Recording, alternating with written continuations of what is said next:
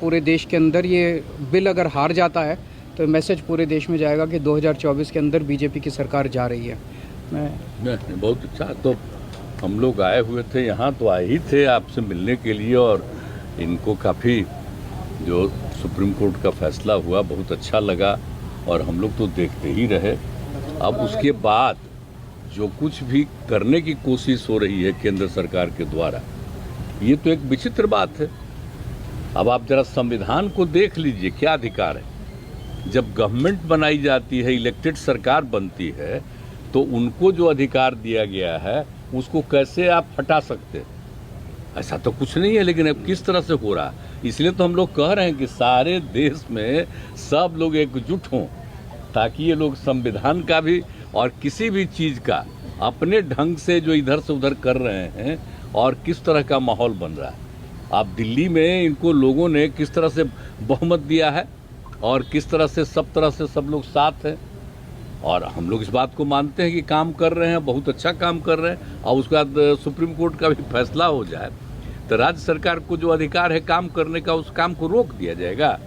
ये सब तो बहुत ही आश्चर्य का विषय है। तो ये हम लोग तो बिल्कुल इनके साथ हैं, और जो कुछ भी है हम लोग जो आगे भी जो मीटिंग करेंगे, जो हम लोग कोशिश कर रहे हैं कि ज़्यादा से ज़्यादा विपक्षी पार्टियां एकजुट हो जाएं, और मिल करके हम लोग पूरे देश में अभियान चलाएं, हर राज्य में अभियान चलाएं कि सब कुछ कानून का पालन होना चाहिए, आपस में सब लोगों के बीच में प्रेम और भाईचारे का भाव होना चाहिए, और जिस तरह से लोगों के बीच में विवाद पैदा करने की कोशिश होती है, उन सब चीज़ को बंद करना चाहिए, और देश आगे बढ़ेगा। तो ये सब चीज़ जो हम लोगों के मन में बात है, तो सब लोग तो सहमत है ही। और उसके बाद अगर इस तरह की कोई बात होगा तो जो कह रहे हैं हम लोग पूरे तौर पर इनके साथ हैं। ये जो भी कह रहे हैं बिल्कुल ठीक कह रहे हैं, इनके साथ हम लोग हैं पूरे तौर पर। हम लोग तेजस्वी जी देखिए, सारी बातें माननीय मुख्यमंत्री जी ने स्पष्ट रूप से कह ही दिया है।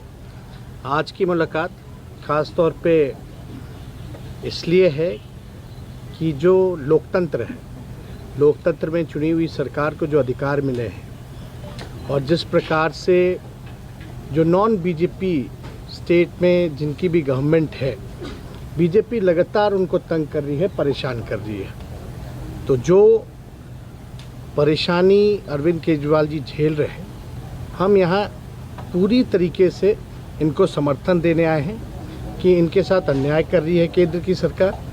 और जब सुप्रीम कोर्ट का जब जजमेंट आ गया तो सारी चीज़ें स्पष्ट हो गई, तो कुछ कहने वाली कोई बात ही नहीं है।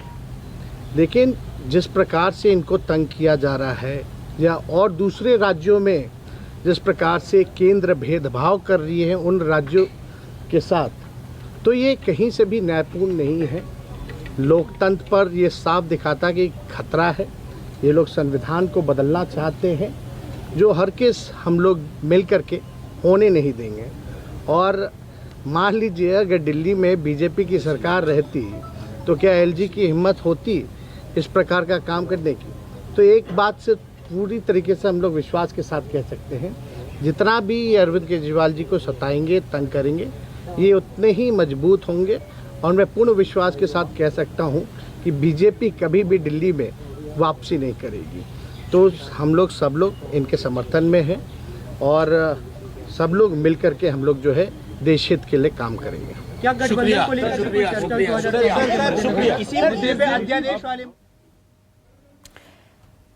तो चलिए, केंद्र सरकार द्वारा लाए गए अध्यादेश को लेकर जो नाराजगी केजरीवाल को थी, उसी नाराजगी पर यहां पर चर्चा करते हुए नजर आए, और इस पर जवाब देते भी नीतीश कुमार और तेजस्वी यादव नजर आए कि इस पूरे मामले में केजरीवाल सरकार को उनका समर्थन। संवैधानिक स्थिति है, उसका कोई उल्लंघन तो नहीं ना होना चाहिए जी। तो हमारी जो उनसे बातचीत होगी तो उनसे भी हम लोग चर्चा करते हैं। बिल्कुल सही। आप भी जाएंगे मिलने के लिए, पार्टियों को एक कर रहे हैं। मैं जा रहा हूँ परसों पार्टी को नहीं लिया गया।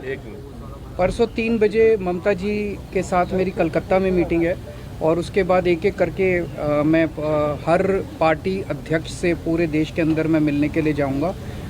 मैंने आज माननीय नीतीश कुमार जी से भी निवेदन किया कि वो भी सभी पार्टियों से बात करें, और मैं भी एक एक राज्य में जाके एक नेता से मिलके राज्यसभा में जब ये बिल आए, इस बिल को हराने के लिए मैं सबसे फॉर्मली समर्थन मांगने के लिए जाऊँगा।